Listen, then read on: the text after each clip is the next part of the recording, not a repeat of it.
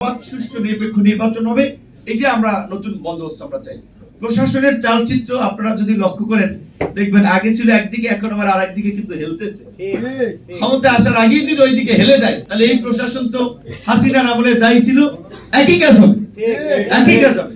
এখন অনেকে প্রমাণে খুব ব্যস্ত, আমরা বিএনপির লোক, আমরা জামাতের লোক, আমরা বঞ্চিত ছিলাম। পুলিশ প্রধান একবার বলছে, জানেন, বলছে যে ভাই বঞ্চিত প্রমোশন দিলাম, পরে শুনি যে যৌন কেলেঙ্কারির দায়ে বরখাস্ত ছিল, সেও আইসা বঞ্চিত বলে প্রমোশন নিয়ে গেছে। ঘুষ এবং দুর্নীতির দায়ে চাকরিচ্যুত হয়েছে, সেও আইসা বলে বঞ্চিত।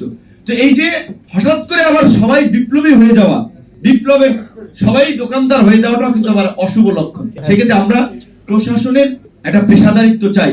প্রশাসন একদিকে হেলে যাবে এটা আমরা চাই না। আওয়ামী লীগের সাথে তখন আওয়ামী লীগের পারপাস সার্ভ করেছেন, এখন আমার মনে করছেন অমুক দলের সম্ভাবনা আছে ক্ষমতা আসা, তাদের সাথে এখনই লাইন লাগাচ্ছেন। কিভাবে